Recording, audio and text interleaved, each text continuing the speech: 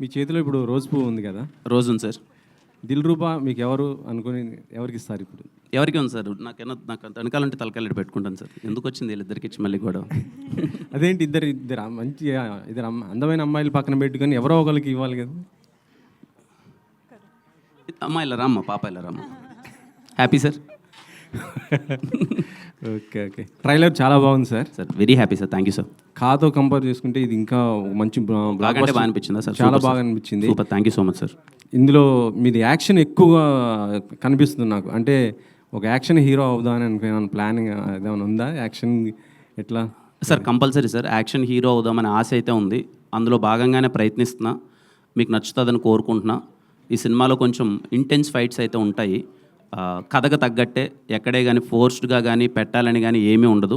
I hope మీకు ట్రైలర్లో చూసినప్పుడు మీకు అది అర్థమైంది అని నేను అనుకుంటున్నాను.